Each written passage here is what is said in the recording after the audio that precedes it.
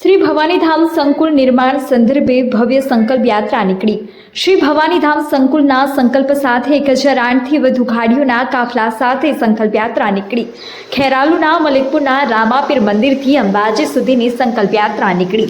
સંકલ્પ યાત્રામાં નિર્ધારિત 1008 ગાડીઓના બદલે 1500થી વધુ ગાડીઓના કાફલા સાથે મોટી સંખ્યામાં લોકો જોડાયા।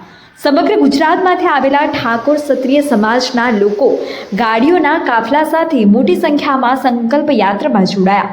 આગામી ટૂંક જ સમયમાં ભવાનીધામ સંકુલના સ્થળની જાહેરાત ભૂમિપૂજન સાથે કરવામાં આવશે। શ્રી ભવાનીધામ સંકુલ નિર્માણનો મુખ્ય ઉદ્દેશ ઠાકોર ક્ષત્રિય સમાજને શૈક્ષણિક, આર્થિક સાથે સાથે રાજકીય રીતે મજબૂત કરવાનો રહેશે। સંકલ્પ યાત્રામાં સાધુ સંતો સહિત સામાજિક અગ્રણીઓ તેમજ રાજકીય નેતાઓને પણ પ્રેરક હાજરી રહી। ખેરાલુથી અંબાજી સુધી નીકળેલી સંકલ્પ યાત્રાનો ઠેર ઠેર ઢોલ નગારા સાથે ફુલહારથી ભવ્ય સ્વાગત કરવામાં આવ્યું। કડવા પાટીદાર સમાજના ઉમિયાધામ, લેઉવા પાટીદાર સમાજના ખોડલધામ, રબારી સમાજના વાડીનાથ ધામ, ચૌધરી સમાજના અર્બુદા ધામની માફક ઠાકોર ક્ષત્રિય સમાજના ભવાનીધામનું નિર્માણ થશે। ગાડીઓનો કાફલો અને જનસમર્થન પરથી માની શકાય કે શ્રી ભવાનીધામ સંકુલના નિર્માણથી ઠાકોર ક્ષત્રિય સમાજનું રાજકીય પ્રભુત્વ વધી શકશે। આશિષ પટેલ, મહેસાણા।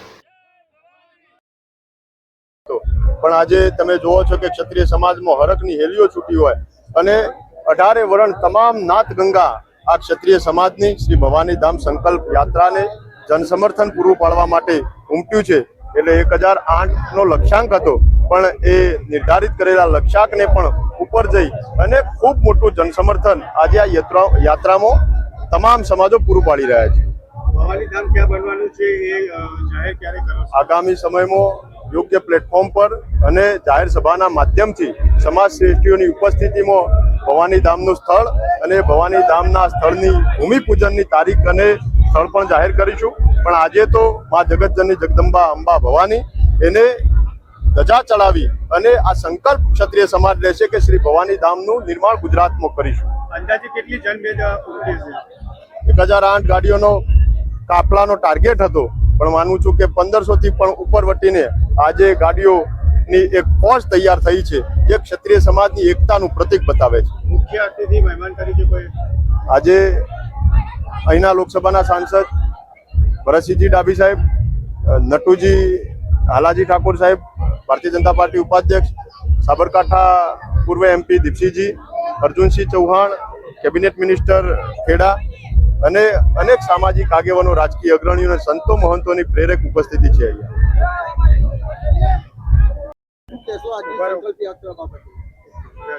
આજે મલેકપુર ખેરાલુથી અંબાજી 1008 ગાડીના કાફલા સાથે અભિજીતસિંહ બારડના નેતૃત્વ નીચે આજે જઈ રહ્યા છીએ અને એક સામાજિક, રાજકીય, શૈક્ષણિક એક મેસેજ આપવા માંગીએ છીએ કે ભાઈ ક્ષત્રિય ઠાકોર સમાજની અંદર આવનારા સમયની અંદર બહુ ભવાની ધામ થકી આગળ બધા કાર્યો કરવા જઈ રહ્યા છે। અંદાજે 1500 થી 2000 ગાડીના કાફલા સાથે અમે અંબાજી જવા નીકળ્યા છીએ। આ સંકલ્પ યાત્રાનું મુખ્ય મહત્વ શું?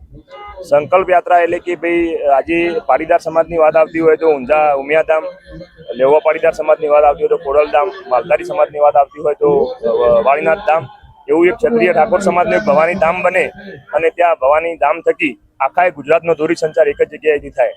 પાવર હાઉસ કહેવામાં આવે છે, શું કહેતો? હા, રાજકીય પોલિટિકલ પાવર હાઉસ બી કહી શકાય। ક્ષત્રિય સમાજનું ભવાની ધામનું જ્યાં નિર્માણ થશે ત્યાંથી આખા ગુજરાતના ક્ષત્રિય સમાજનું ત્યાંથી પોલિટિકલી પાવર હાઉસ કહેવાય।